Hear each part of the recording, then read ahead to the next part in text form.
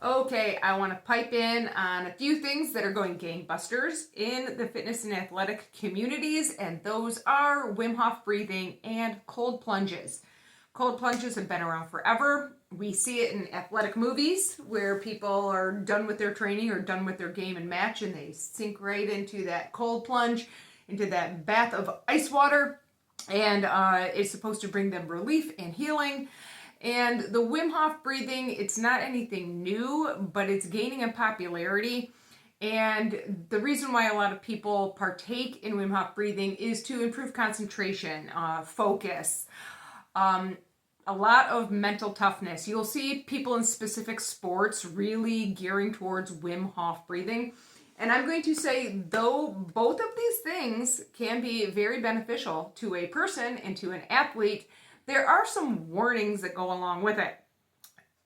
If you are a Christian, you really need to start paying attention, especially when it comes to Wim Hof breathing methods. So this is my 2 cents. Science does back what I'm going to say. You probably already know all the positives about these things, so I'm going to concentrate on the negatives. I like to stay as positive and encouraging as possible, but I do believe in informed consent, and you need to know what you are getting into if you're going to start practicing things on a regular basis. You have to know how it is going to affect you spiritually, mentally, emotionally, and of course, physically. So let's start with the cold plunges. Those ice baths, again, they've been around and they've been known to be tried and true, and there are many benefits to it. However, people who have heart conditions or high blood pressure should not regularly partake in cold plunges. Here is why. A lot of athletes take pre-workouts. Even if they don't take pre-workouts, they're having intense exercise, their veins are dilating. They're either taking a vasodilator to force those wonderful veins to open up so blood can rush through, get pumped to the muscle, and partake at an optimal level in their sport or in their training. But when you get into an ice bath, it quickly constricts it. So when you constrict the veins, that can be very trying on the heart. So if you have any type of heart condition, high blood pressure, anything of that nature, partaking in cold plunges can actually be very dangerous.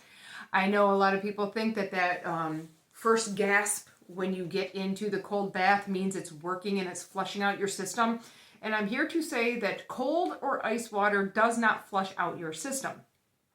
It freezes things in place. If you want to flush out your system, you have to alternate hot and cold. Hot and cold, hot and cold, hot and cold. That is what really gets the system moving like a pump. But applying just pure heat in a sauna or pure cold isn't doing as many beneficial things as you might have perceived them to do. Okay? Another thing with ice baths, you can go back and look at my other video when I was talking about saunas and cryotherapy and inflammation. Ice baths do not help with healing at all. They take away some pain. They can make you feel refreshed. But as for the muscle tissue, being in an ice bath actually hinders the recovery process of the muscular tissues.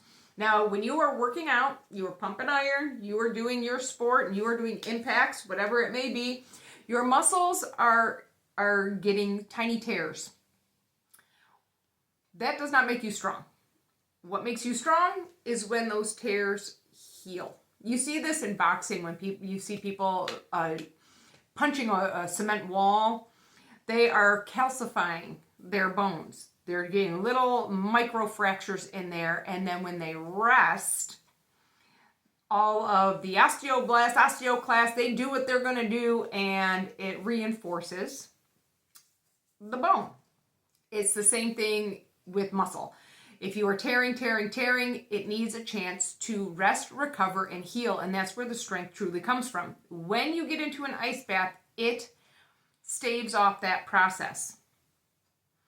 It is not allowing your body to have that acute inflammation that it needs to get the blood rushing to those areas that need repair in order to heal.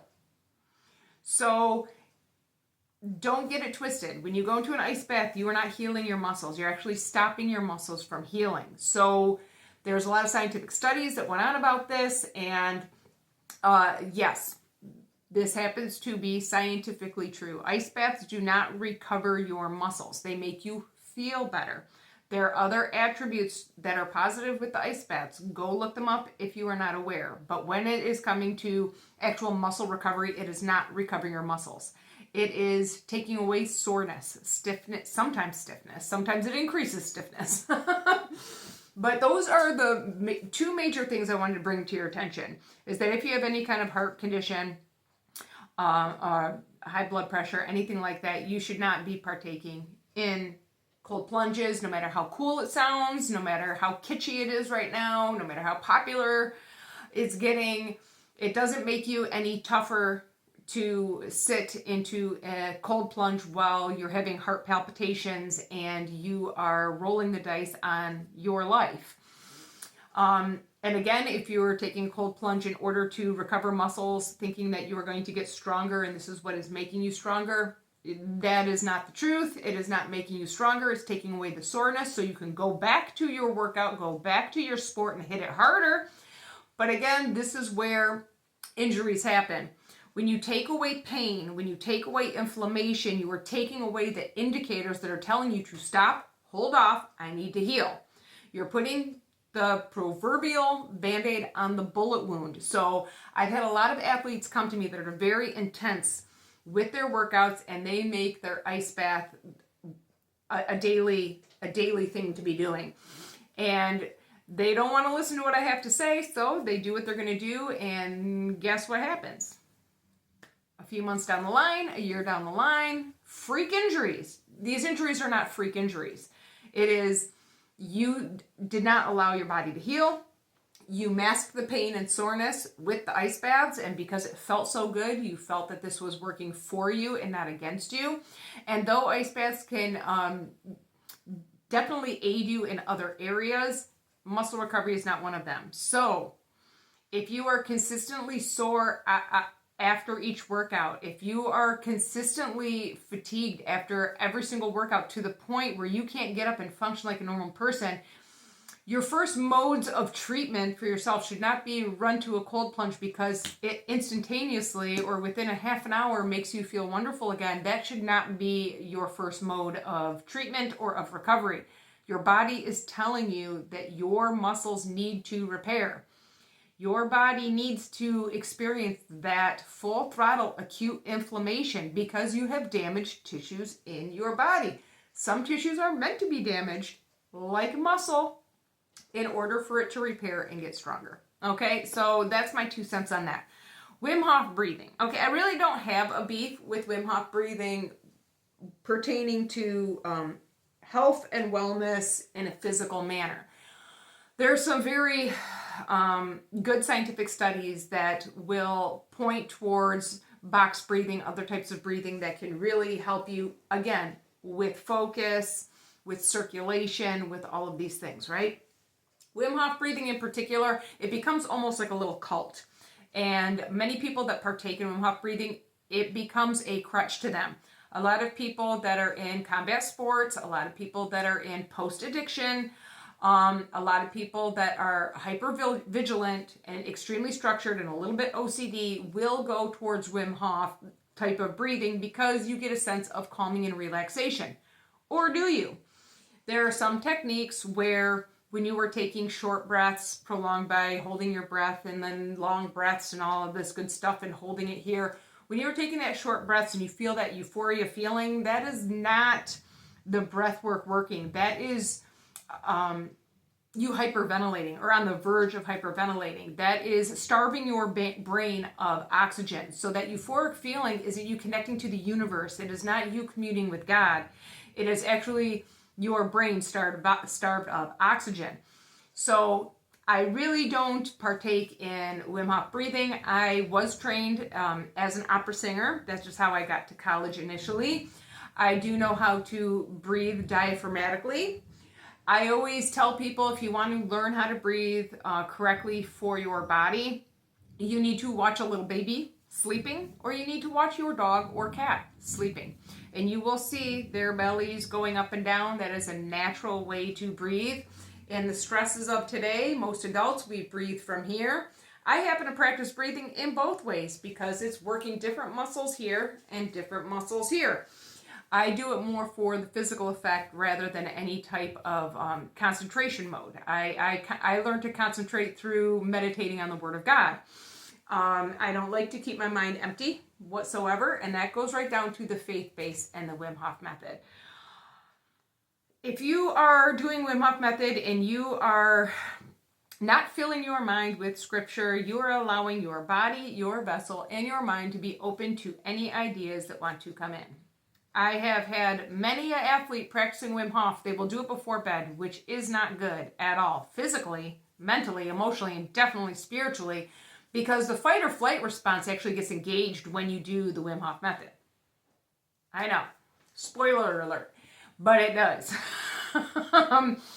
But at night, especially, if you're concentrating on your breathing and you are making that your God, and that is your OCD method of trying to calm down, I have had many an athlete practicing this before they go to bed, and then they experience sleep paralysis, and it freaks them out. Or they start hearing things, or they start seeing things. And that is the main reason why I say stay away from Wim Hof breathing. If you are a Christian, I don't know why you are doing it.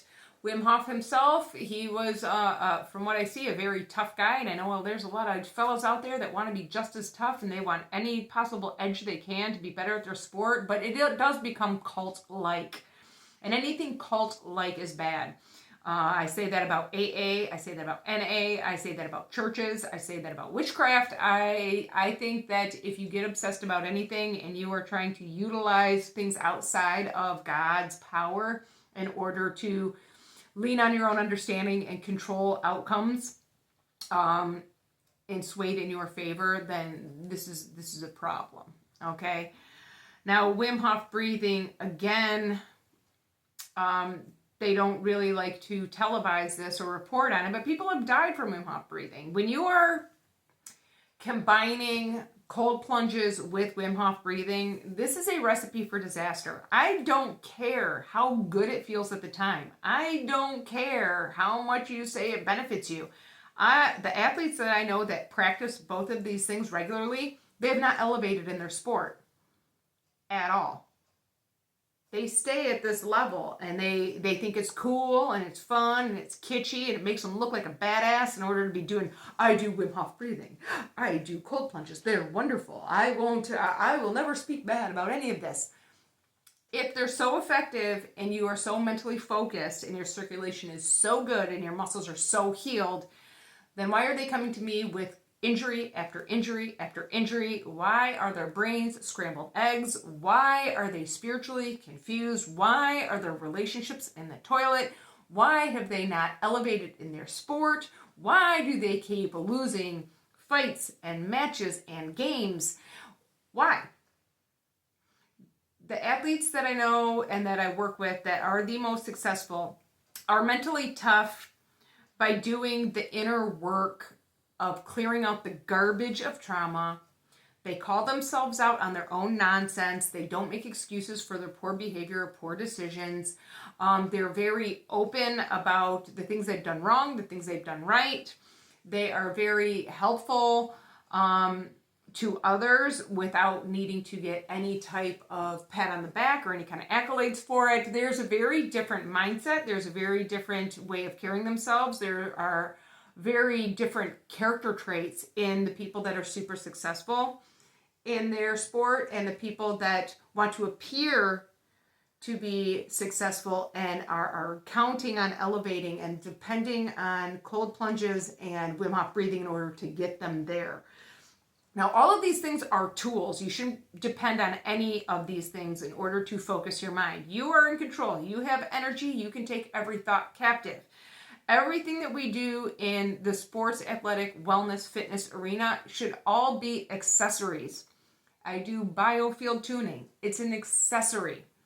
I will balance out the biofield, which is great, but you know who has the responsibility of doing it daily? Yourself. How do you do that? You stay positive, you stay truthful, you stay transparent, you stay away from negativity, you stay away from complainers. You have firm boundaries. You stay in the presence of people that are positive, that are hopeful, that are encouraging.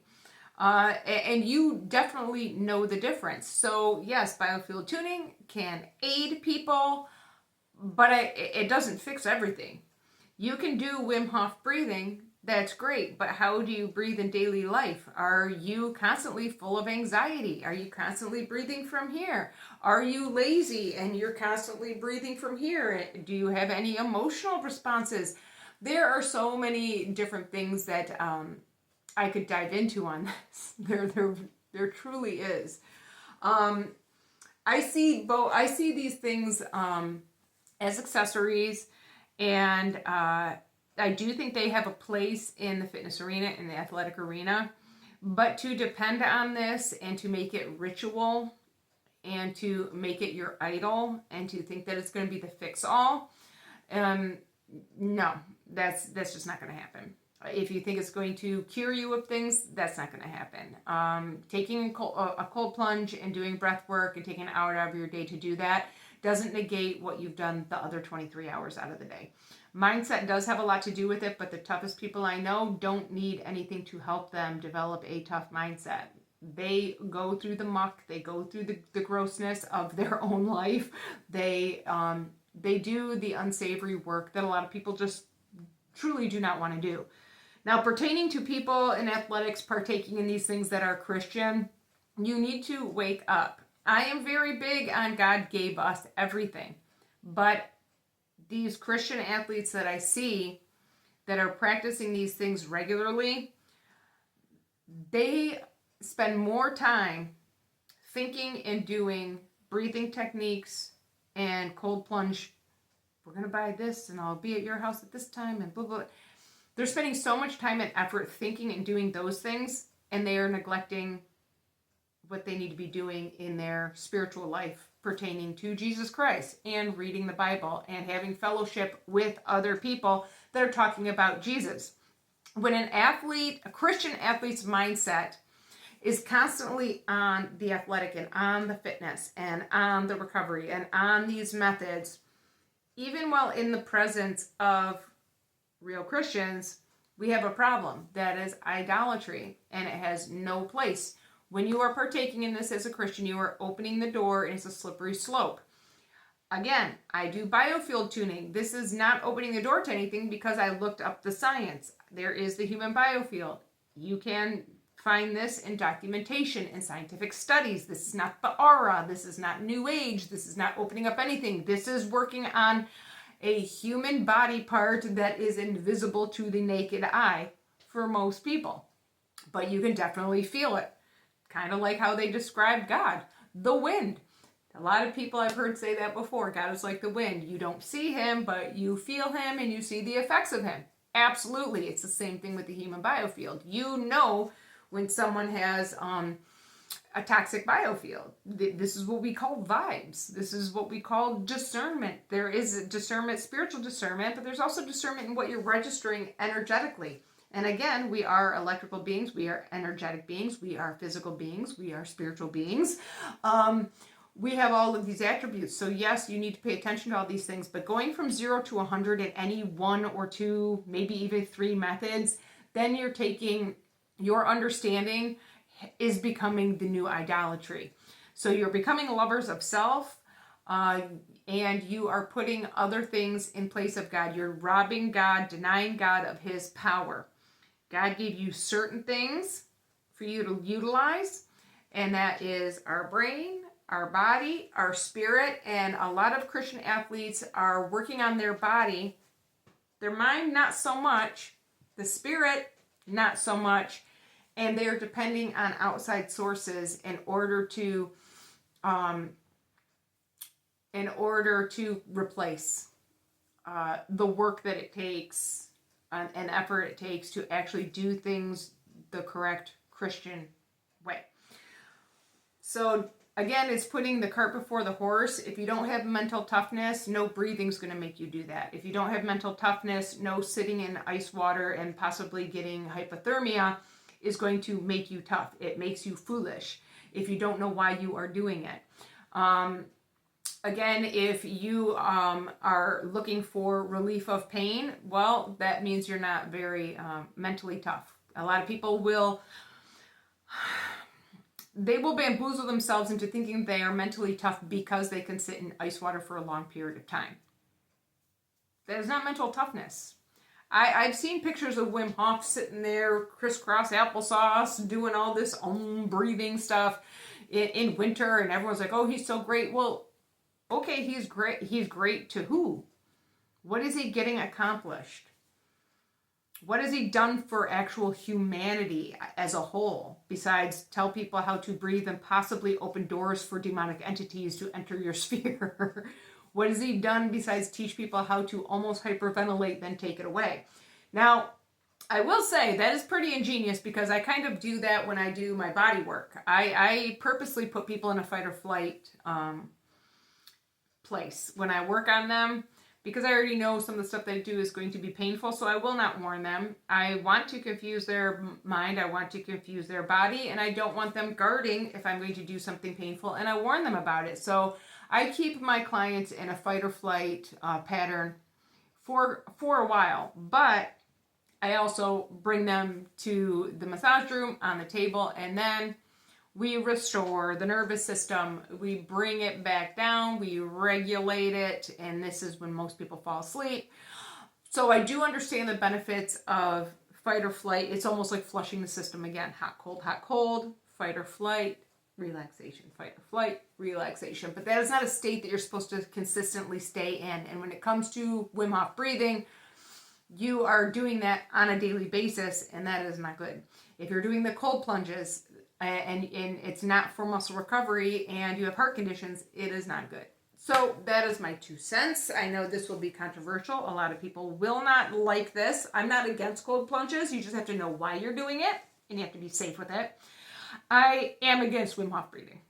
I'll straight up say that. I am not a fan. I've seen too many people get sleep paralysis after partaking in Wim Hof breathing. And they continue to do it because they feel good immediately after. They feel like they're stronger, and I believe a lot of this is spiritual, and other aspects are psychosomatic. Again, I learned breathing techniques from high school, college, just from singing. So I know the benefits of proper breathing, and I know that a lot of it is nonsense. I have studied this at length, not in the athletic community, but for singing, for opera. And I'll tell you, a lot of what's going on in the fitness community, the people that are shouting the loudest know the least. And they are getting on a bandwagon and getting a lot of other people on the bandwagon. And if you want to do that, that's fine. It keeps my business in that area growing. But the whole thing is, I'm not trying to grow that business anymore. I've got other businesses I have to attend to. And I'm getting so many injured, confused, unstable athletes coming to me after partaking in these 2 things because they don't know enough about it. They're just listening to the positives. There are positives. I will say that. You know that. There are positives, but don't ignore the negatives either. They could be doing you a disservice unknowingly. So I'm just here to inform, and you have a lovely day. To be continued.